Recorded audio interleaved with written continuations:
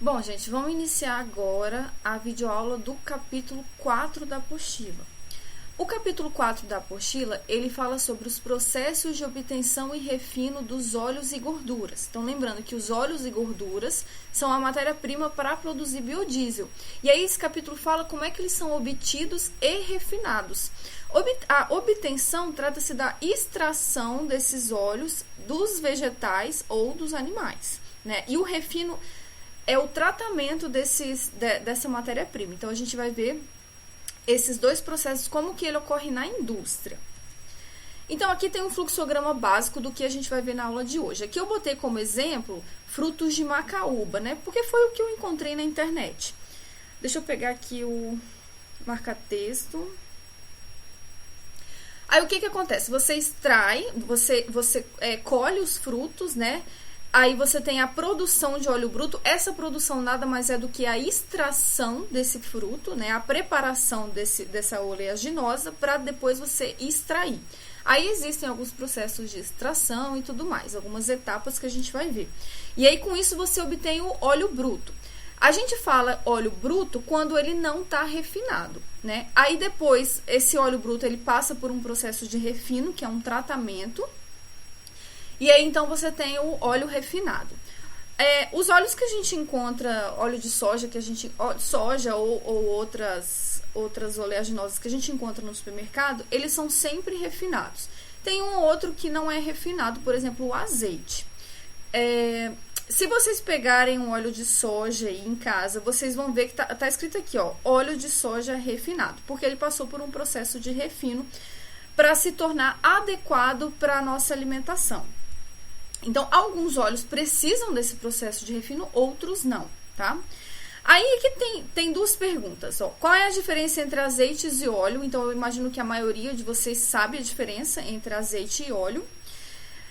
E qual é a diferença entre azeite virgem e extra virgem? Então, essas perguntas, elas têm a ver com o processo de refino. Então, eu vou deixar para responder essas perguntas depois que a gente estudar sobre o refino desses óleos. Então, a primeira coisa que a gente vai ver agora é a produção de óleo bruto. Quais são as etapas dessa produção dentro de uma indústria? Então, 4.1, produção de óleo bruto. Primeira coisa que a gente vai fazer é colher essa oleaginosa, né? Então, aqui eu vou construir um fluxograma.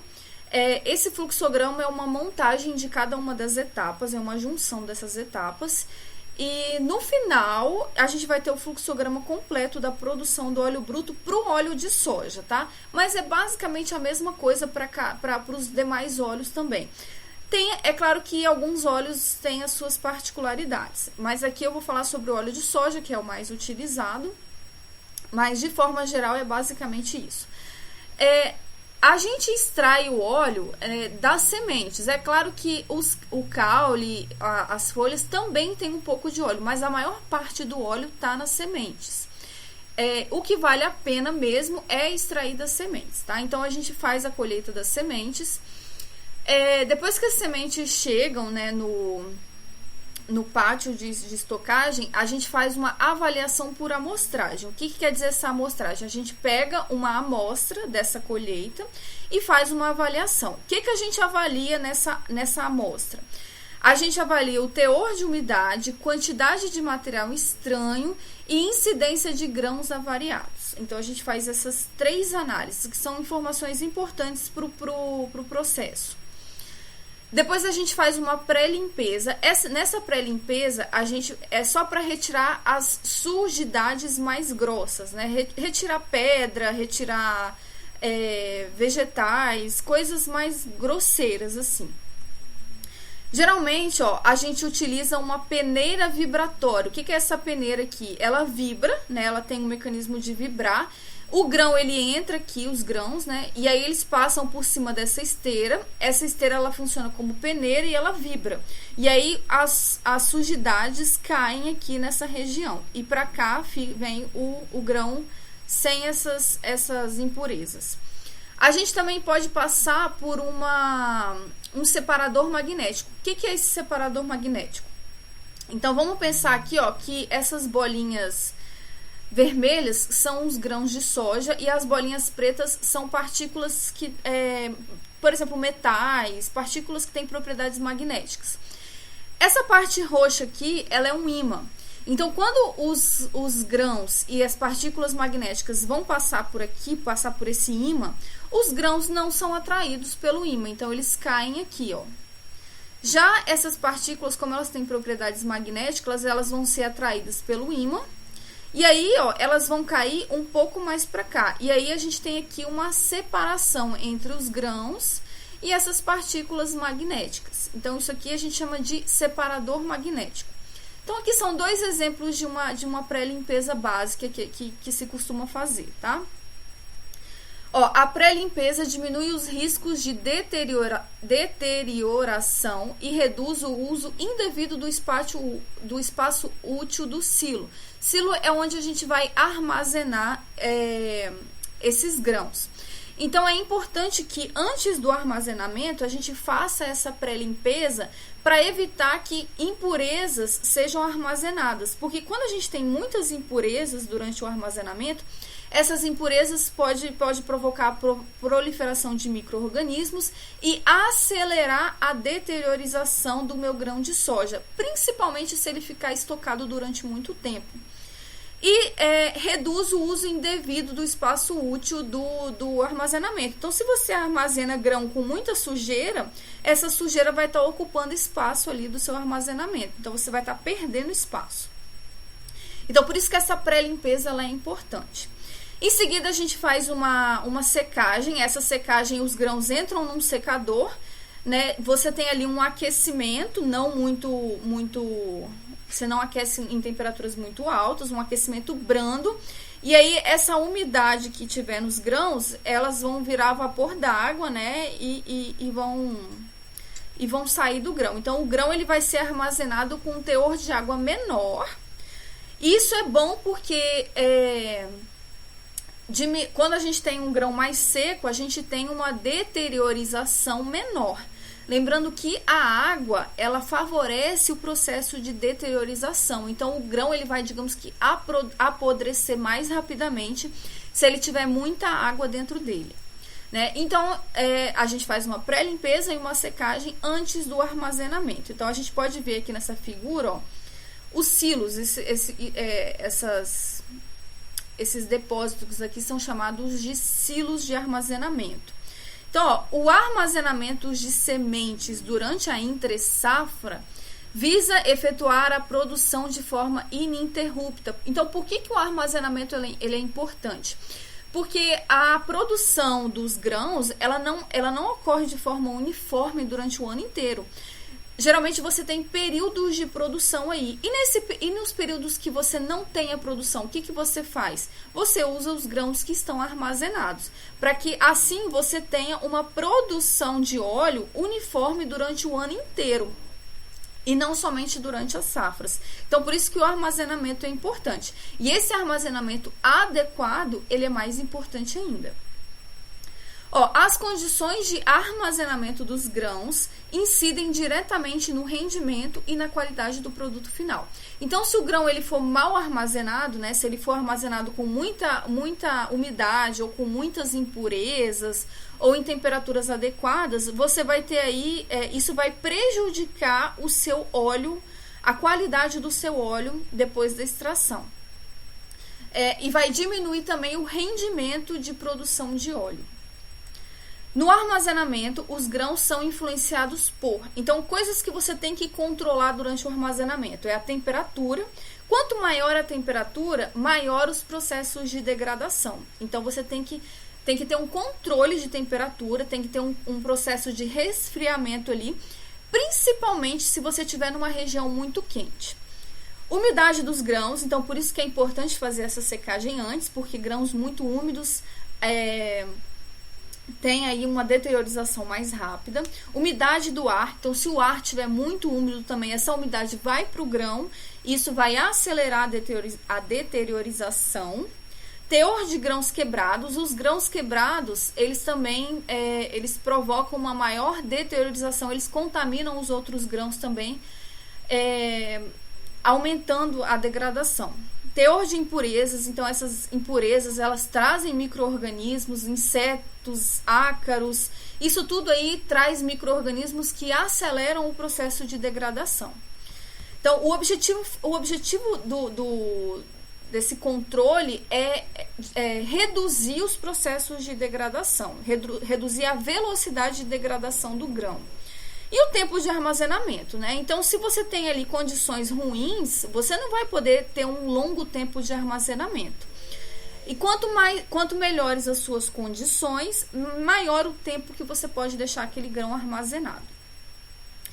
Depois do armazenamento, a gente tem os descascadores. Os descascadores, eles são batedores, né, ou facas que vão eliminar as cascas dos grãos, né? Então, essas cascas, gente, então tem aqui, ó, a foto do grão descascado, grão de soja descascado. Essas cascas, elas podem ser utilizadas, ó, as cascas são quebradas por batedores ou facas giratórias e são separadas das sementes por peneiras vibratórias e insuflação de ar. Insuflação de ar é quando você joga ar, né? E como as cascas são leves, elas vão acabar voando, né? Saindo ali dos grãos. Ou peneiras vibratórias, que essa foto aqui que eu mostrei para vocês, né? Esse equipamento aqui também pode ser utilizado para separar as cascas. Essas cascas, elas podem ser utilizadas em caldeiras para produção de energia. Então, elas são queimadas em caldeiras. E esse processo de queima gera energia. E essa energia pode ser utilizada ali na própria indústria. Então, vamos lá. Depois os grãos descascados, eles vão para trituração. Então, aqui tem um equipamento manual de trituração. É claro que numa indústria grande, esse equipamento não é desse jeito, né, gente? É um equipamento muito maior, automatizado. Mas eu achei melhor botar essa figura aqui porque ela é mais didática. Ó, a trituração, por que ela é importante? Porque ela diminui a distância entre o centro do grão e sua superfície, aumentando assim a área de saída do óleo. O que vocês acham? É muito mais fácil eu extrair o óleo de uma partícula pequena do que de uma partícula grande, né? Na partícula grande, o óleo que tiver ali no meio, ele vai ter que percorrer toda a partícula para poder chegar à superfície. Agora, se eu tenho uma partícula pequenininha, o óleo que está ali no meio, ele percorre só um pedacinho para chegar até a superfície. Então, quanto menor é o meu grão, mais fácil é a saída do óleo desse grão para fora, que é o meu objetivo, né? A desintegração dos grãos ativa certas enzimas celulares que têm um efeito negativo sobre a qualidade do óleo e da torta ou farelo. Então, esse processo de trituração, ele não é sempre assim. Tem que tomar cuidado. Você não pode triturar tanto o seu grão porque você tem a ativação de certas enzimas que vai prejudicar a qualidade final do óleo. Mas essa etapa, ela é importante, ela não pode deixar de ser feita. Depois da trituração, a gente tem o cozimento dos grãos. Então, você tem ali uma caldeira que entra esses grãos triturados. E qual é o objetivo do cozimento, né? Nesse cozimento, o grão vai ficar ali numa alta temperatura cozinhando. Esse cozimento visa o rompimento das paredes celulares para facilitar a saída do óleo. Então, o óleo, ele está dentro das células do grão. E você precisa romper essas células para o óleo conseguir sair. Para você romper essas células, você consegue rompê-las mais facilmente se você cozinhar esses grãos, né? Se você deixar eles ali por um tempo em alta temperatura, você rompe essas paredes celulares. E aí o óleo vai sair mais facilmente na extração, que é uma das próximas etapas. Então, o que você tem aí com o cozimento? Você tem o rompimento das paredes celulares, aumento na permeabilidade das membranas celulares, facilitando a saída do óleo. Então, tudo em temperaturas mais altas consegue escoar melhor. Altas temperaturas favorecem o escoamento. Tudo fica mais fácil quando o grão é submetido a altas temperaturas. Redução da viscosidade e da tensão superficial do óleo. Então, por exemplo, Se a gente pega uma substância viscosa, por exemplo, o mel é uma substância bem viscosa. Se você aquece o mel, ele vai ficando cada vez mais viscoso, né? Por exemplo, a manteiga. A manteiga, se você aquece a manteiga, ela vai ficando cada vez mais viscosa. Então, cada vez menos viscosa. Então, a gente tem ali um escoamento melhor. Em altas temperaturas, o escoamento é melhor. É mais fácil. Diminuição da afinidade do óleo pelas partículas sólidas do grão. Então, o óleo, ele tem uma afinidade pela partícula sólida do grão. Quando você aumenta a temperatura, essa afinidade diminui. Então, o óleo, ele sai dali mais facilmente. Depois do cozimento, a próxima etapa é a laminação. O que é essa laminação? Você tem ali os grãos que foram triturados e cozidos. E aí eles vão passar por duas lâminas, tá vendo?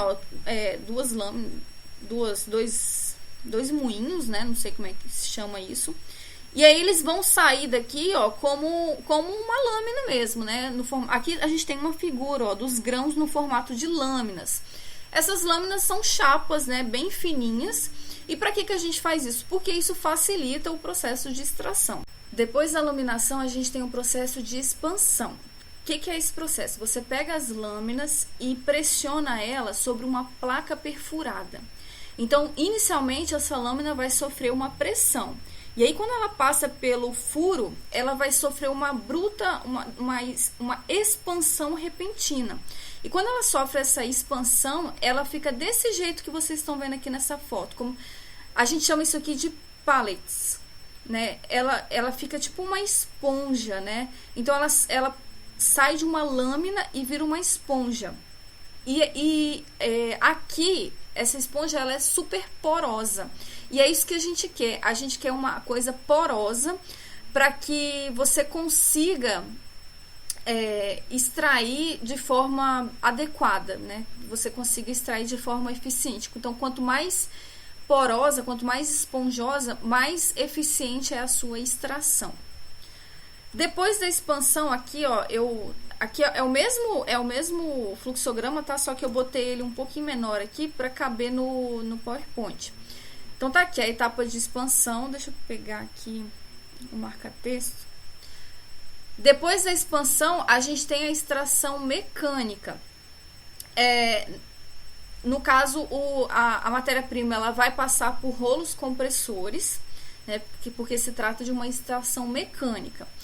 E aí, por um lado, vai sair o óleo bruto. Por que bruto? Porque ainda não foi refinado. Isso tudo que vocês estão vendo aqui, ó, é uma preparação para a extração. Não é refinamento, tá?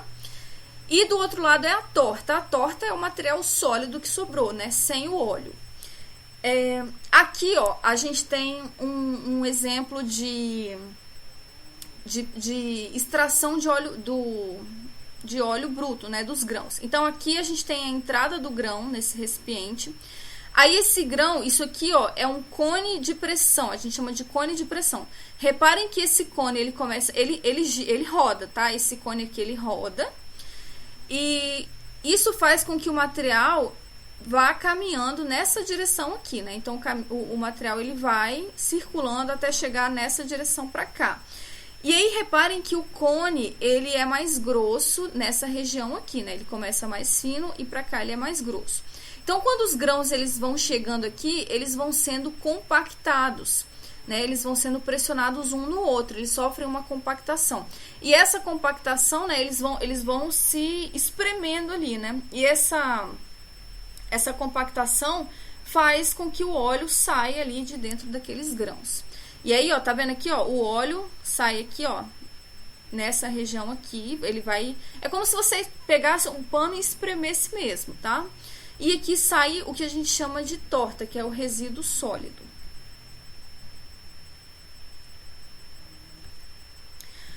Depois da extração mecânica, a gente tem um processo que a gente chama de extração com solvente.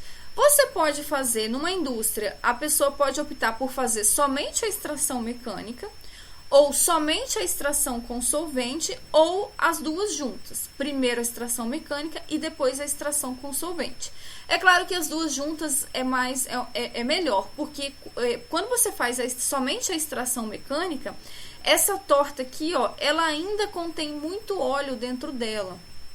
Então, se você faz somente a extração mecânica, você perde o óleo que tem dentro dessa torta. Então, o seu rendimento de óleo bruto é baixo, né?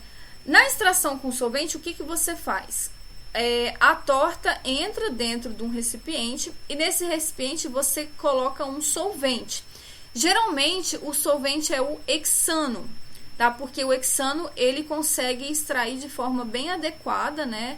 De forma eficiente esse óleo. Ele tem que ter afinidade com o óleo. E o hexano tem boa afinidade com o óleo. O que o hexano faz? Ele vai entrar ali dentro daquela torta, ele vai percorrer aquela torta e ele vai carregar junto com ele vai solubilizar o óleo que ainda resta ali dentro. Então e aí quando ele sair da torta, ele vai carregar com ele o hexano que tem, o óleo que ainda tinha ali dentro daquela torta. Então, ó, de um lado vai sair o que a gente chama de torta ou farelo. Então, essa torta ou farelo, ela tem pouquíssima quantidade de óleo. Ela tem ali alguns resquícios de óleo. Porque é claro que a extração com solvente, ela não consegue extrair 100% do óleo. Fica ali um restinho, um resquício de óleo.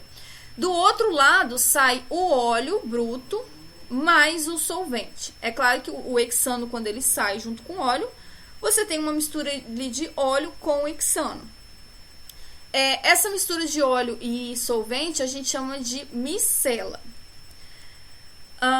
Aqui, gente, é uma representação, é uma figura do equipamento que faz essa extração com solvente. Então, aqui, ó, entra a torta, tá vendo esse negocinho marronzinho aqui, é o que a gente chama de torta. A torta entra aqui e entra também os solventes aqui nesses reservatórios. Aí isso aqui gira, né? Eles são misturados. Aí o solvente que entra, ele vai caindo aqui nessa região, tá vendo? Essa região aqui. É claro que com o óleo, ele vai carregando o óleo. E aí a gente tem aqui nessa parte aqui o que a gente chama de micela, que é o óleo bruto mais o solvente. E desse lado aqui a gente tem o farelo, que é a torta sem o óleo bruto, né? Só com resquícios de óleo. Depois,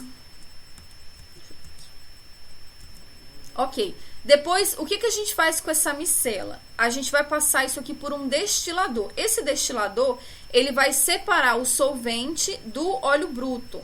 O que é esse destilador? O solvente vai para um lado e o óleo bruto vai para o outro. Então, esse solvente aqui, ó, ele volta novamente para aqui. E ele vai ser novamente utilizado numa nova extração. Ele vai ser reaproveitado, ele não é descartado de forma alguma.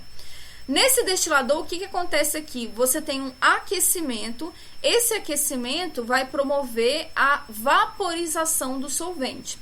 Por quê? Porque o solvente hexano, ele tem o ponto de ebulição bem inferior ao do óleo bruto. Então, quando você aumenta a temperatura, o solvente, o hexano, evapora, mas o óleo bruto não evapora. Então, aí você consegue uma separação. O óleo bruto fica na forma líquida e o solvente hexano fica na forma de vapor. Aí você coleta esse vapor, você condensa esse vapor através de um resfriamento para ele voltar para a forma líquida e aí você mistura novamente ali com o hexano para fazer uma nova extração. E aí então, ou seja, essa etapa do destilador é para você separar o solvente do óleo bruto. Aí, ó, esse óleo bruto aqui que sai dessa etapa é misturado com o óleo bruto que sai da etapa de extração mecânica. Aí os dois são misturados e vão para uma filtração. E aí então você tem... Essa filtração é para tirar impurezas, né, que ainda ficaram depois de todo esse processo aqui. Geralmente são impurezas da torta, tá, gente? Da torta ou farelo que ainda permanecem no óleo bruto. Então, é uma filtração para retirar essas impurezas mais grosseiras. Aí, esse óleo bruto vai para o processo. Aqui tem a figura do óleo bruto, né? Vocês podem perceber que o óleo bruto, ou que é aquele óleo que não passou pelo refino, ele tem uma cor mais intensa do que o óleo refinado. Ele tem uma cor mais, ele é mais colorido do que o óleo refinado. A gente vai ver isso daqui a pouco por quê. Então, esse óleo bruto aqui, ele vai passar agora por um processo de refino que a gente vai ver daqui a pouco o que que é. Agora, a torta ou farelo, né, que é isso aqui, que é a parte sólida que resta depois dessa extração, ela carrega um pouco de solvente dentro dela ainda, né, desse solvente hexano. Tem um pouco de solvente nela aqui. Aí ela vai passar por um processo de dessolventização, que é a retirada desse solvente. Né? Aí esse solvente que é retirado, ele é retirado por aquecimento também, porque o solvente, ele tem o ponto de ebulição mais baixo. Então, quando você aumenta a temperatura, a torta fica e o solvente evapora. Aí esse solvente, esse vapor de solvente é coletado, ele é condensado para voltar à forma líquida e ele é misturado com o hexano, né? Esse solvente aqui é o próprio hexano, então ele é reaproveitado aqui para uma nova extração. Aí a torta ou farelo, ela fica então desse jeito aqui que vocês estão vendo. Ela tem menos de 1% de óleo. Lembra que eu falei que sempre fica um resíduo de óleo? A gente não consegue extrair 100%, mas fica assim, menos de 1% de óleo. Aí essa torta ou farelo, ela pode ser usada como matéria-prima em outras indústrias. Ela pode ser usada, por exemplo, para a fabricação de ração animal. Ok, agora a gente acabou de ver a produção do óleo bruto. Então, depois de todas essas etapas, a gente tem o óleo bruto. O que a gente vai ver agora é o refino do óleo bruto. A gente vai ver para que serve esse refino, né? Que é para chegar no óleo refinado. E aí a gente vai ver as etapas de refino. Então, tá aqui. Aí, gente, olha só. Nessa parte da videoaula, eu não vou montar um fluxograma. Vocês viram até então o fluxograma da produção do óleo. A parte do refino, eu não vou montar o fluxograma, porque é justamente a atividade avaliativa de vocês. O que vocês vão ter que fazer é montar um fluxograma a partir da explicação que eu vou dar aqui. Então, gente, vocês viram que o fluxograma que eu montei lá da produção do óleo bruto é um fluxograma bem completo, tem todas as informações ali. Tem todas as correntes de entrada e saída. O que eu quero que vocês façam nessa atividade avaliativa é exatamente a mesma coisa. Só que para o caso do refino do óleo. Mas eu quero um fluxograma bem completo. Todas as correntes de entrada, tudo que entra e tudo que sai, tem que estar nesse fluxograma. Todas as etapas, tá bom? Então eu quero... Aí, o que vocês vão ter que fazer, então? Vocês vão ter que prestar bastante atenção nessa explicação, para que nenhum detalhe fuja, tá? Para que vocês consigam botar todos os detalhes no fluxograma de vocês. Então, o que eu quero aqui, ó, é um fluxograma do refino. Esse refino serve para transformar o óleo bruto em óleo refinado. Então, vamos lá. O que é o refino? Nesse refino, o que você faz? Você remove componentes não triglicerídeos do óleo bruto. Lembra que o óleo bruto, você tem no óleo... Quando eu falo de óleo bruto, eu posso estar falando de óleos e gorduras, tá? Nesse caso aqui, a gente está falando de óleos, porque a gente está falando do refino de óleos. Depois a gente vai falar um pouco sobre o refino das gorduras animais, como é que é isso aí. Então, não sei se vocês lembram, mas dentro dos óleos a gente tem triglicerídeos, que é o que nos interessa para fabricar o biodiesel. Lembra que são os triglicerídeos que participam da reação de transesterificação? Então, os triglicerídeos que a gente quer. O restante a gente precisa extrair, a gente precisa retirar do óleo bruto, porque eles só atrapalham, eles prejudicam a qualidade do produto final. Principalmente isso aqui, ó, os ácidos graxos livres. Isso aqui, ó, os ácidos graxos livres, eles dão origem aos óleos e gorduras. Então, ó, esses triglicerídeos aqui que a gente encontra lá nas plantas, eles foram originados de ácidos graxos livres, né? Então, mas quando a gente colhe a planta, a gente quer os triglicerídeos. Os ácidos graxos livres que estão ali, que sobraram, que ficaram ali, que não se transformaram em triglicerídeos, eles só vão atrapalhar. Então, a gente tem que remover esses ácidos graxos livres e outras substâncias também, como proteínas e entre outras substâncias. Então, para que serve esse refino? Para remoção desses componentes, né? E para quê? Para melhoria da aparência, odor e sabor do óleo. Essas substâncias não glicerídicas, né, que são não glicerídeos, elas causam uma aparência ruim, né? Elas causam cor, como a gente pode ver aqui nesse óleo bruto. Elas causam odor, elas têm um cheiro, né, característico e sabor ao óleo. Então, o óleo de soja que a gente usa na nossa casa, ele é ideal para cozinhar, por quê? Porque ele não tem sabor, um sabor forte, ele tem um sabor neutro, né? E justamente porque ele passou por esse processo de refino. Então, o que a gente faz quando a gente retira esses componentes não triglicerídeos? A gente aumenta a estabilidade oxidativa, ou seja, seu tempo de vida útil. Então, o óleo refinado, ele dura na prateleira do supermercado muito mais tempo do que se ele fosse não refinado. Ele demora para estragar. E melhoria das propriedades do biodiesel. Então, esse refino, ele é importante tanto para o óleo que a gente vai usar como alimento, como para o óleo que a gente vai usar para produzir biocombustível. Porque se a gente usa um óleo que não está refinado para produzir biocombustível, a gente vai ter vários problemas aí. Esses problemas a gente vai ver no próximo capítulo. Então, no próximo capítulo, a gente vai entender por que o refino é importante para produzir o biodiesel. A primeira etapa do refino é uma filtragem e análise do óleo. Então, essa filtragem é para eliminar impurezas sólidas. Eu até falei dessa filtragem ali na parte de produção, né? Que era a última etapa ali. É uma filtragem para remover partículas de matéria-prima, né? Partículas do farelo da soja. A gente tem ali também uma remoção do máximo de água possível para evitar hidrólise. Eu não sei se vocês se lembram, mas quando a matéria-prima contém água, essa água causa hidrólise, né? A hidrólise do biodiesel. A gente transforma o biodiesel em ácido graxo. Não sei se vocês se lembram disso. Então, a gente não pode ter umidade nas matérias-primas. Então, nesse refino, a gente tenta tirar o máximo de água possível. Como é que a gente retira essa água? Não sei se vocês se lembram, mas o biodiesel, ele é predominantemente apolar, enquanto a água é polar. Então, eles não se misturam. Então, se você deixar eles quietinho ali, eles vão acabar se separando, né? A água vai para baixo e o biodiesel vai para cima. E depois a gente tem a determinação da acidez do óleo. Então, a gente tem a filtragem e análise do óleo. Essa análise é principalmente para determinação da acidez do óleo. Por quê?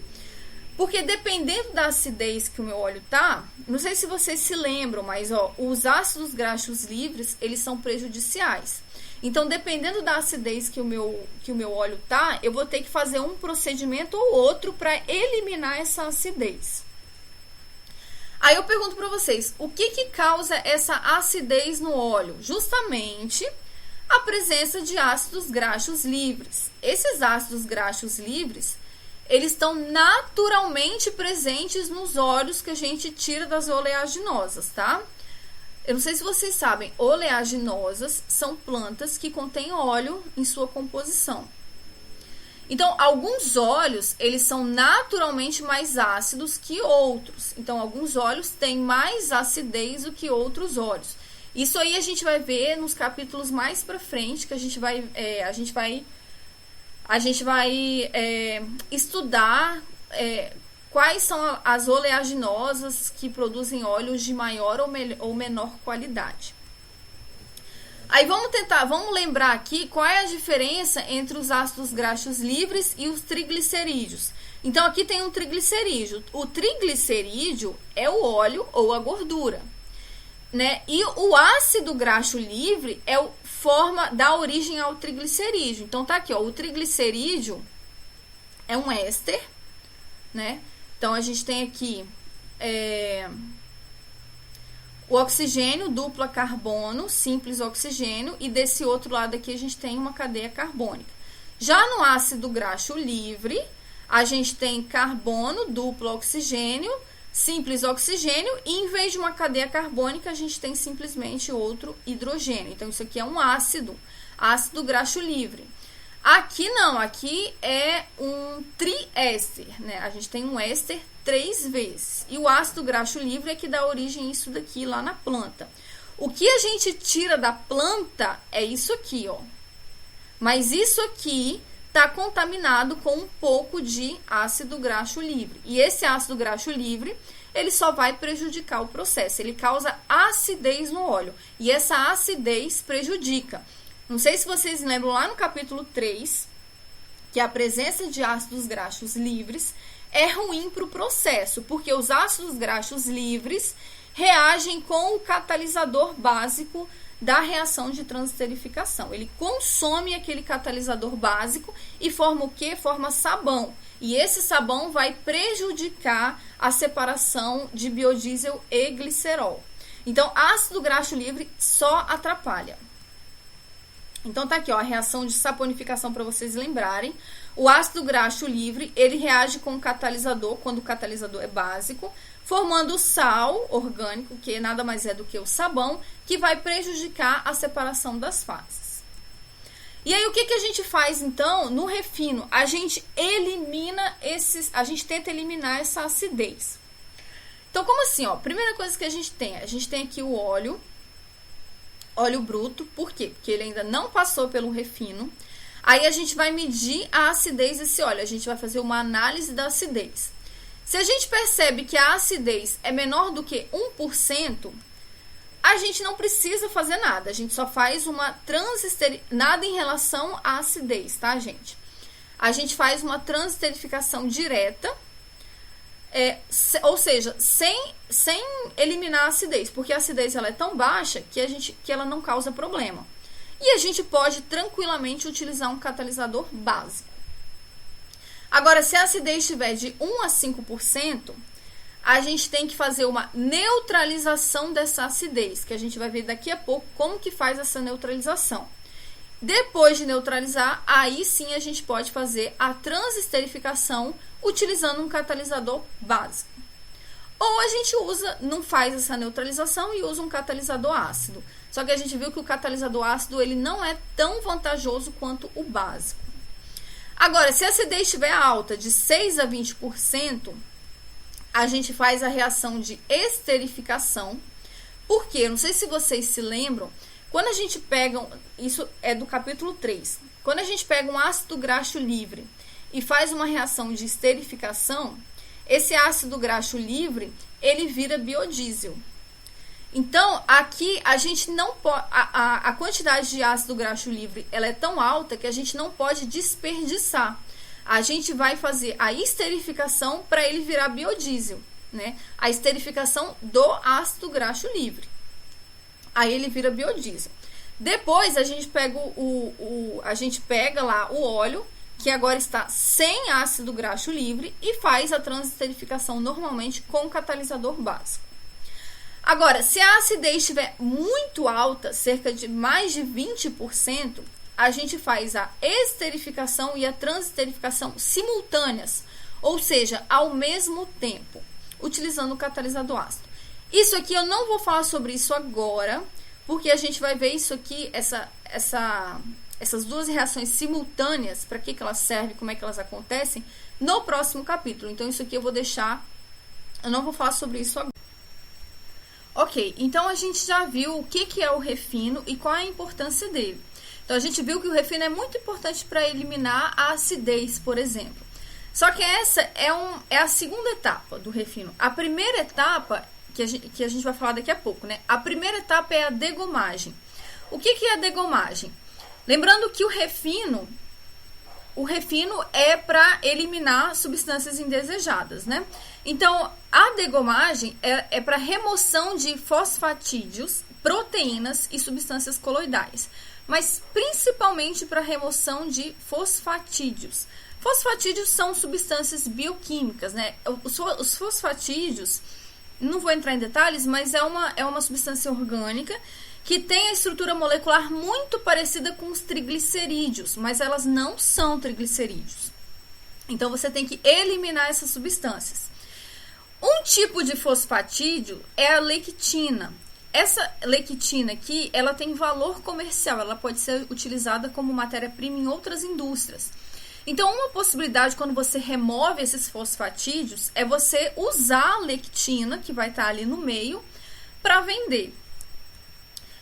O teor de fosfatídeos varia de 2 a 3%, então é uma quantidade bem baixa, mas o suficiente para prejudicar, então por isso você precisa retirar. Como é que é essa remoção de fosfatídeos? Aqui, gente, eu estou mostrando uma figura bem simplificada, mas é claro que na indústria não é assim, né? É uma coisa bem maior. Essa figura aqui ela é simplificada para vocês poderem entender como é que é o processo. Então, você tem aqui o óleo. Aí, o que você faz? Você adiciona água, você aquece e agita por um tempo. Então, tá aqui, ó, adição de água, aquecimento e agitação por um certo tempo. O que vai acontecer? Esses fosfatídeos, eles se hidratam facilmente, eles absorvem a água. E quando eles fazem isso, eles viram tipo uma goma. E essa goma, ela fica pesada e aí ela precipita.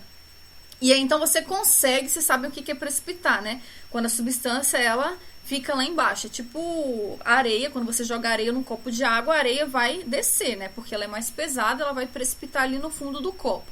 Então, é isso que vai acontecer. Os fosfatídeos, eles se hidratam, eles absorvem a água, aí eles ficam pesados e eles precipitam. E aí, você coleta eles ali no fundo do recipiente. Por que a gente precisa de aquecimento? Porque quando a gente aquece, tudo fica mais fácil, né? Quando você aquece, você diminui a viscosidade do óleo. Então, os fosfatídeos, as gomas, elas precipitam mais facilmente. E para que serve a agitação? Essa agitação aqui é principalmente porque a água, ela não... Vocês lembram que a água, ela não se solubiliza no óleo? Mas você precisa misturar a água no óleo, porque a água ela tem que entrar em contato com os fosfatídeos, né, para hidratar eles. Então, você precisa que a água se misture ao óleo. Por isso, você faz essa agitação. Depois, você retira a agitação e deixa os fosfatídeos precipitarem. A precipitação é favorecida pela centrifugação. Não sei se você sabe o que é centrifugação, mas centrifugação é quando você gira, né? Por exemplo, a máquina de lavar, ela faz a centrifugação para eliminar a água da roupa. Quando você gira, a água ela vai sair pelas bordas, né? A roupa vai ficar dentro daquele cesto e a água vai sair pelas bordas. Então, quando você faz a centrifugação, você favorece a eliminação desse precipitado. Então, aqui, ó, a próxima etapa é a centrifugação, que ela acelera esse processo de precipitação. Aí o que você faz? Você vai pegar as gomas, caso você queira vender a lectina, que tá nessas gomas, você vai pegar as gomas elas saem com cerca de 50% de umidade, elas são secas sob vácuo a 70 ou 80 graus, produzindo a lectina comercial, que consiste em 60% de uma mistura de fosfatídeos. Você tem ali, o que você tem ali dessa mistura toda que você tem a goma, você aquece a goma para retirar a umidade. E aí você tem ali um produto. Nesse produto final você tem 2% de umidade, 38% de óleo, porque aquilo lá sai com um pouco de óleo, não tem como, né? E o restante, 60%, é uma mistura de fosfatídeos, né? E dentro desses fosfatídeos você tem a lectina, que tem valor comercial. Então, isso aqui você vende futuramente. Por que a lectina ela tem valor comercial? Porque ela tem propriedades medicinais, então ela é utilizada em fármacos. e ela é usada como agente emulsificante, por isso que é importante você retirar ela, porque ela é usada como, ela é um agente emulsificante. Lembra o que é agente emulsificante? Ele favorece a emulsão. Se ele favorece a emulsão, ele vai dificultar a separação do biodiesel com o glicerol. Então, por isso é importante você retirar a lectina. Então, como ela é um agente emulsificante, ela é usada, por exemplo, para produzir alimentos, né? Quando você precisa ali de uma emulsão. A segunda etapa é a neutralização. Lembra aqui, ó, que eu falei?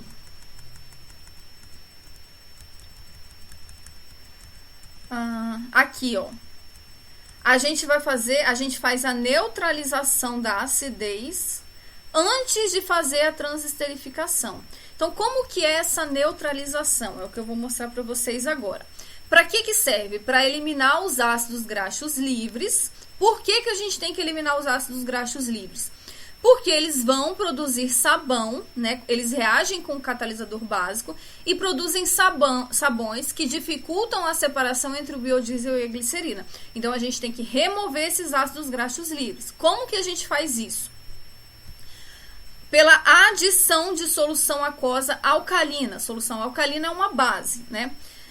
O que a base vai fazer? Base reage com ácido, não é? A gente está falando de um ácido graxo livre, ou seja, ele é um ácido. Então, ele vai reagir com essa base.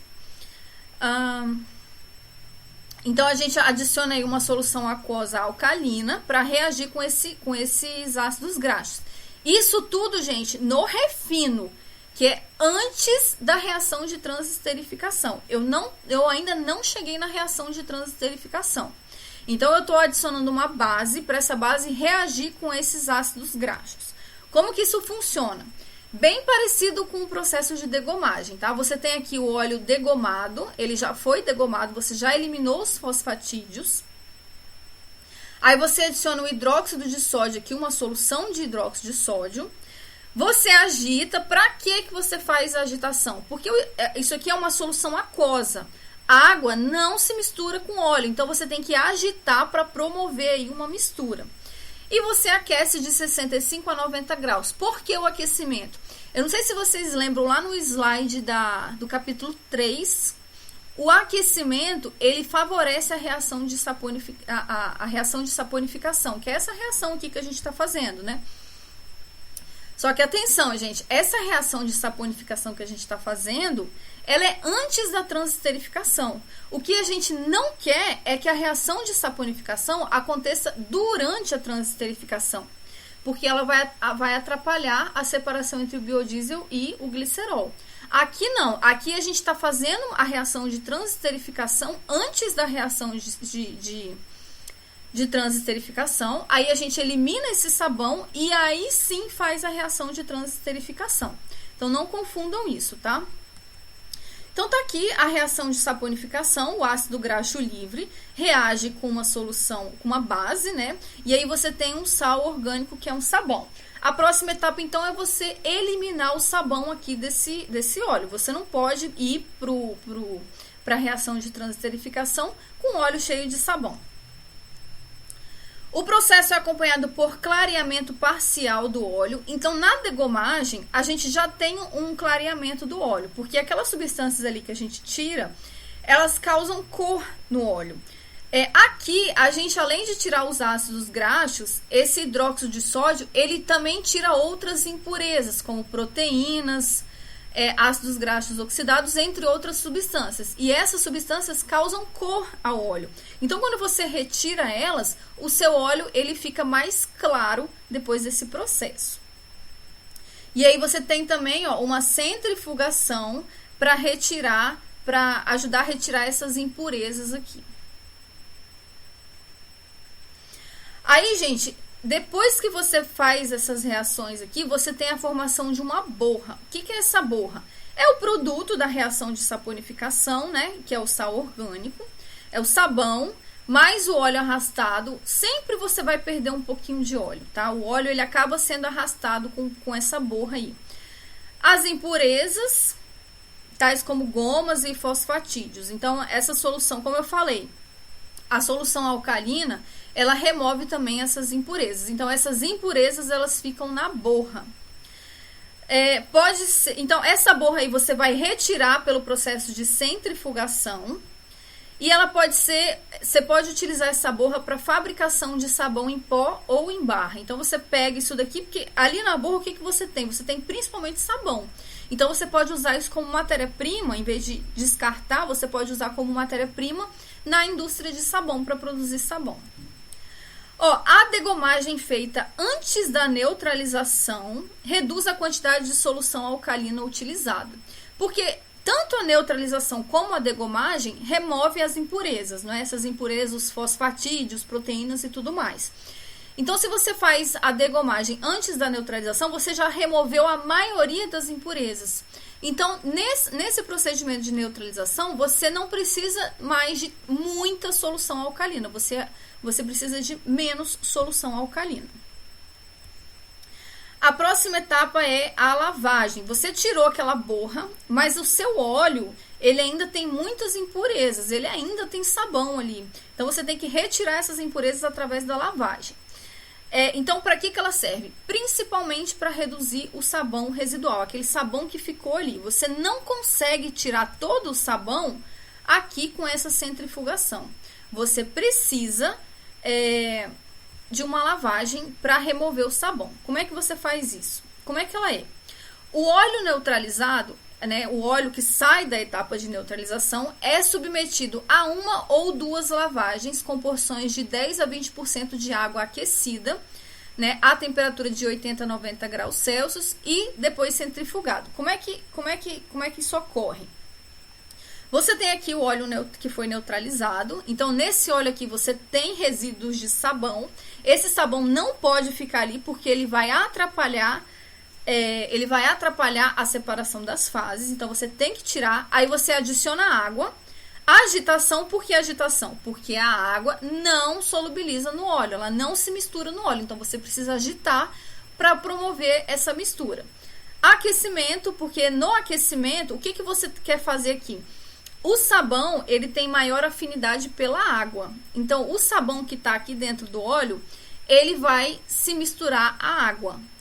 Quando você aquece, o sabão ele se mistura mais facilmente à água.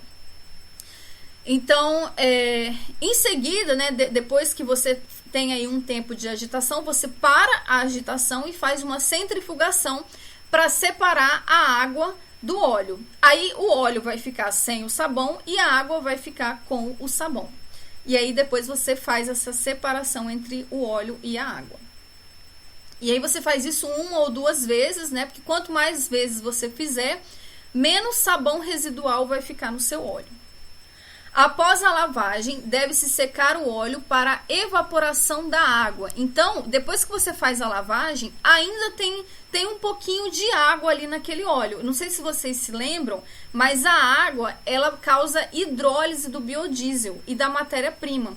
Então, não é bom ter água ali naquele óleo. Você tem que tirar o máximo possível de água. Então, depois da lavagem, você promove um aquecimento para evaporar esses resíduos de água. Aí, gente, então a gente já falou sobre o refino. Agora, vamos responder as duas perguntas. Qual é a diferença entre azeites e óleo?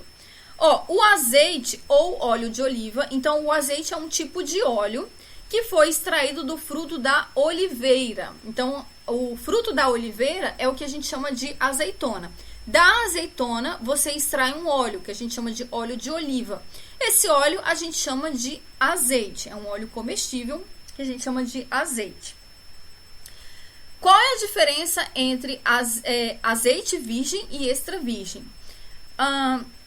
O azeite, gente, ele não passa por esse processo de refino aqui, ó, que a gente viu. O óleo de soja, ele passa. O azeite, ele não passa. O que a gente tem em casa, o que a gente consome em casa, é um produto que não foi refinado. O azeite é um óleo não refinado, é um óleo bruto. Agora, qual é a diferença do azeite virgem e do azeite extra virgem? Os dois azeites são azeites que não foram refinados, diferente do óleo de soja. O óleo de soja que a gente usa na nossa casa foi refinado. Agora, nem o virgem nem o extra virgem foi refinado. Então, qual é a diferença entre eles? Para falar a diferença entre eles, eu vou ter que explicar rapidamente como é que a gente extrai o azeite da azeitona. O azeite extra virgem é aquele que vem da primeira prensagem de azeitonas frescas. Então, para a gente extrair o azeite da azeitona, a gente faz uma prensagem. Nessa primeira prensagem, a gente extrai o azeite. Esse azeite é o azeite extra virgem. Ele é extraído por meios mecânicos, você faz simplesmente uma prensagem. E não químicos. Então, a gente não usa solvente químico. A gente não usa solvente no óleo de soja? Então, aqui a gente não usa solvente.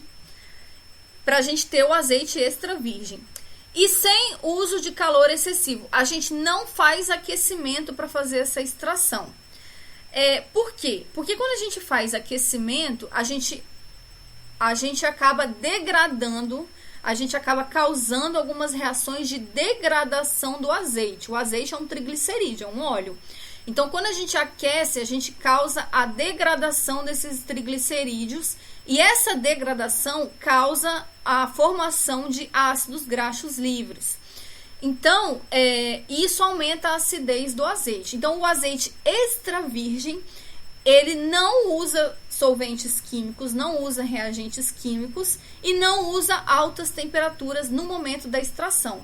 Então, você tem ali um azeite com baixa acidez, porque você não provocou a degradação, né? Ou seja, é o óleo de oliva bruto. E a acidez ela é bem baixa, ela tem que ser inferior a 0,8. Agora, o azeite virgem, já é o que o azeite virgem? O azeite virgem, aí gente, só um porém aqui. Por que o azeite extra virgem ele é mais caro? Porque quando você faz essa... Primeiro que ele tem maior qualidade, né? E quando você faz esse processo de... Como você não está usando solvente, você não está usando alta temperatura, a extração, ela tem um rendimento baixo. Então, você não tira todo o óleo que você tem ali da azeitona. Você tira só um pouco. Então, você está desperdiçando óleo. Então, como você tem um rendimento baixo, o seu custo de produção acaba sendo maior. Por isso que o preço do azeite extra virgem é maior. Agora, o azeite virgem, ele tem um nível de acidez baixo também, tem que ser inferior a 2%, só que é uma acidez um pouco maior do que o azeite extra virgem. Ele costuma vir da segunda prensagem. Então, quando você faz a primeira prensagem, você tira o azeite virgem. Quando você faz a segunda prensagem, geralmente você tem que botar aí uma temperatura maior, porque senão você não consegue extrair o que resta ali de óleo.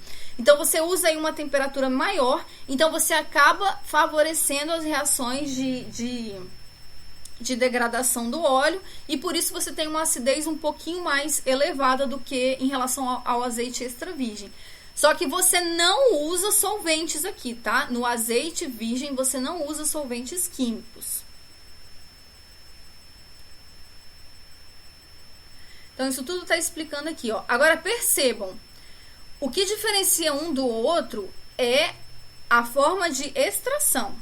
Nenhum dos dois passou pelo refino. Então, ambos são azeites brutos que não passaram pelo processo de refinamento.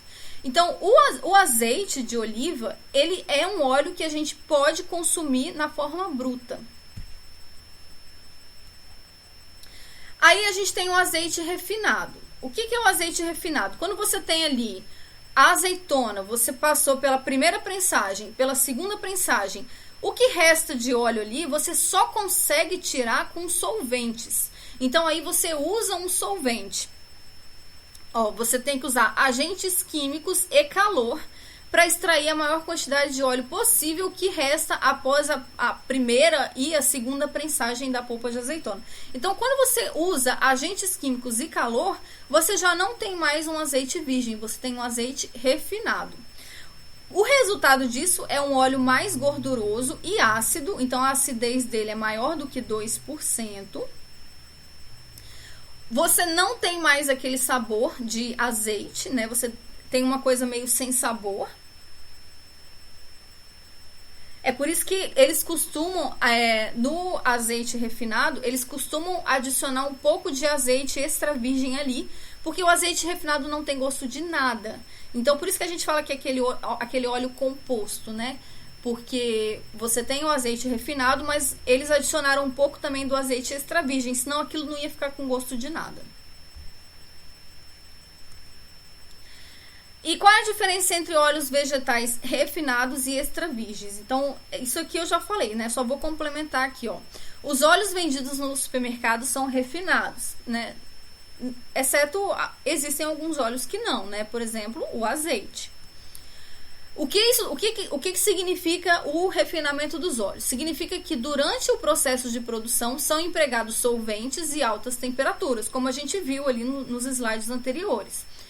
Isso tudo, os solventes e as altas temperaturas, são para aumentar o rendimento da extração. Só que isso compromete a qualidade nutricional, gerando ácidos graxos oxidados e hidrogenados. Por isso que eles têm a maior acidez. O refino dos óleos aumenta a produtividade, aumenta o rendimento. Resulta em produtos com prazo de validade maior. Então, esses agentes químicos,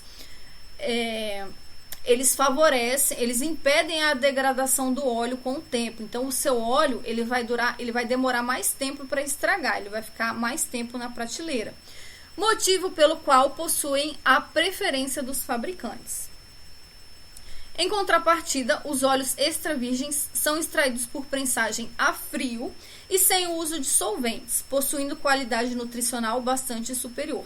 Aí ele deu exemplo aqui de alguns óleos que são vendidos no supermercado, mas não passam pelo processo de refino. Então, por exemplo, óleo de linhaça. A gente tem óleo de girassol refinado e extra virgem no supermercado, óleo de macadâmia, óleo de castanha do Pará. Então, são óleos menos comuns, né? Esses óleos extra virgens a gente não costuma ver muito no supermercado. Agora, gente, isso tudo que a gente falou foram processos de produção e refinamento dos óleos vegetais.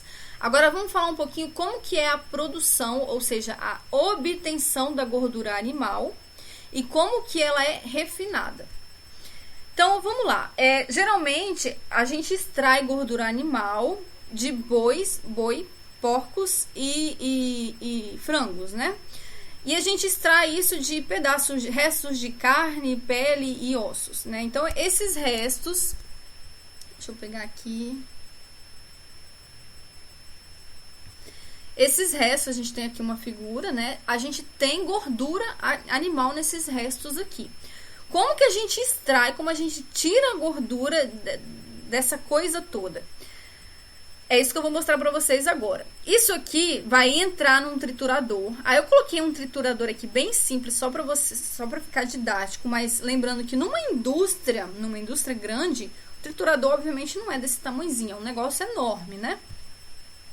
E aí isso aqui vai ser triturado, né? E depois vai para uma autoclave. Então, lembrando, o que entra aqui nessa autoclave? A autoclave é como se fosse uma panela de pressão gigante. Você tem ali alta pressão, é basicamente uma panela de pressão. Lá dentro, você veda ela e lá dentro você tem alta pressão e alta temperatura. Então, o que está entrando nessa autoclave? Está entrando restos de carne, pele e ossos triturados. E ali no meio daquela coisa toda tem a gordura animal, que é o que você deseja. Aí você vai deixar, né, na autoclave, em alta pressão e alta temperatura por um tempo. O que vai acontecer nisso daí? A gordura em alta temperatura, ela vai ficar líquida. Então, quando ela está líquida, ela vai sair dessa parte sólida, né, dessas carnes, dessas peles e desses ossos. Sabe quando a gente bota um frango no forno, né? A gordura que está ali naquela pele, ela escorre, né? Porque ela fica líquida. A gente olha aquilo, a gente pensa, nossa, tinha muita gordura aqui nesse frango. Parecia que nem tinha, né? Mas aí sai todo aquele caldo ali. Então, é basicamente isso que a gente faz aqui. Só que é a nível industrial, né? Aí, depois disso aqui, vai para um decantador. O que é esse decantador? Ele as peles, a parte sólida fica no fundo aqui, né? Porque ela é mais pesada, ela é mais densa. E o óleo líquido vai ficar em cima aqui. A gordura líquida, né, na fase líquida, vai ficar na parte de cima. Porque você tem que separar a gordura do resto, dos sólidos, né? Os sólidos você não quer, o que você quer é a gordura. Aí, ó, em cima vai sair a gordura na fase líquida, por quê? Porque ela tá numa alta temperatura, e embaixo vai sair água e sedimentos grosseiros, né? Essa parte toda sólida vai sair por baixo. Essa parte sólida aí, você não precisa jogar fora, ela pode ser usada para fazer ração animal. A gordura líquida, ela vai passar por um filtro prensa. Por quê? Obviamente, ela vai sair ali cheio de impurezas, né? Porque ela estava junto com essa coisa toda aí, né? Com todos esses sedimentos. Então, obviamente, ela vai sair cheia de impurezas e você tem que passar ela por um filtro. O filtro que se costuma usar é o filtro prensa. O que é esse filtro prensa? São várias placas, vocês estão vendo essas placas aqui, são placas perfuradas. Essas placas, elas são o líquido passa aqui no meio e essas placas são imprensadas uma na outra. O líquido passa e as impurezas ficam pressionadas entre as placas. E aí, então, você tem aqui a gordura bruta. Por que ela é chamada de gordura bruta? Porque ela ainda não passou pelo refino. A próxima etapa é propriamente o refino. Então, vamos ver como é que é esse refino. Então, tá aqui, ó, a gordura bruta, ela vai passar por uma etapa de desodorização. Por que é chamado de desodorização? Porque nessa etapa você vai retirar substâncias ali dentro que causam odor, a gordura. Você vai retirar essas substâncias que causam odor. Como que você vai retirar? A gordura bruta, ela entra por cima, então ela entra aqui, ó, dentro dessa torre, e desce. O vapor d'água entra por baixo e sobe. Aí, ó, eles se cruzam, né? Esse vapor d'água, ele sobe carregando, solubilizando essas substâncias que causam odor, né? Essas substâncias que não são triglicerídeos. Então, aqui, ó, o vapor d'água vai sair aqui em cima com substâncias como ácidos, cetonas, substâncias orgânicas que não são triglicerídeos. E aqui embaixo a gordura desodorizada. Em seguida a gente vai passar pela etapa de neutralização, assim como os óleos vegetais, as gorduras animais podem também ter uma acidez elevada. Então você precisa dessa etapa de neutralização, você adiciona aqui uma base para ela reagir com esses ácidos para neutralizar, né? Para você ter uma gordura com pH neutro. Aí, ó, quando a gente reage ácidos graxos livres com hidróxido de sódio, o que a gente forma?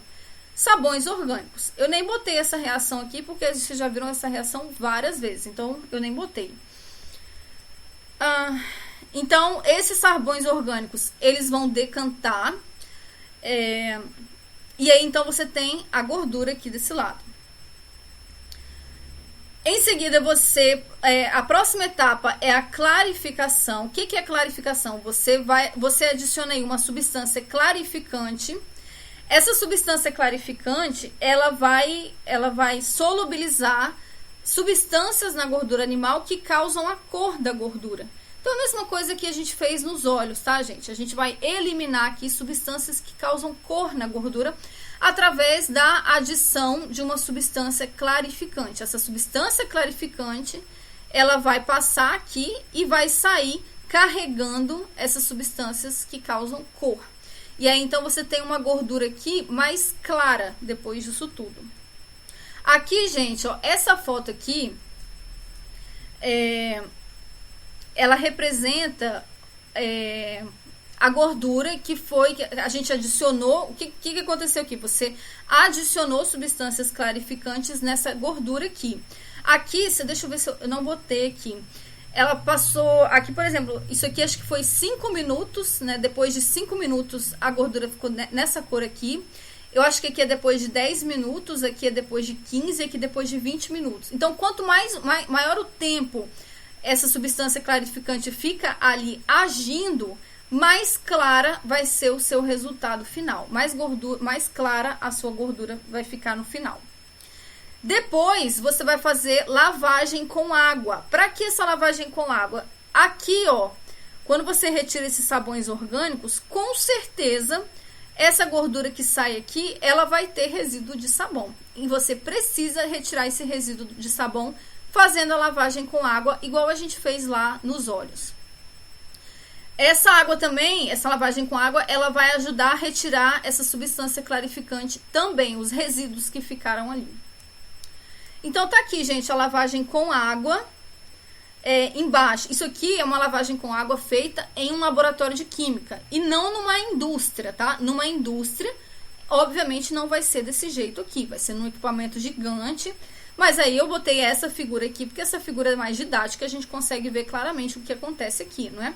Você tem a gordura animal, olha como é que ela é clarinha aqui em cima, e embaixo você tem a água. Então você agita isso e depois deixa em repouso para fazer a separação. Essa lavagem é feita aí várias vezes, né? Até quanto for necessário. Aí você retira essa água, né? A água fica embaixo e a gordura fica em cima. E aí, então você tem a gordura refinada. Percebam que o processo de refinamento da gordura animal é um pouco mais simples do que do óleo vegetal. Aí, ó, aqui a gente tem uma figura. Essa gordura aqui, ela sai disso tudo na fase líquida, né? E aí você deixa ela num recipiente na temperatura ambiente e aí então ela vai se solidificar, porque ela é uma gordura, né? Se ela é uma gordura, ela vai ficar sólida na temperatura ambiente. E aí ela vai ficar no formato do seu recipiente. A gente vê claramente que a pessoa usou aqui um copo plástico, um copo descartável, né? Aí, gente, aí a gente termina, então, esse capítulo 4. Eu deixei um exercício para vocês fazerem. É um exercício simples, inclusive ele vale um pouco menos de ponto do que o exercício de semana passada. E aí eu vou deixar, tá lá no sistema para vocês.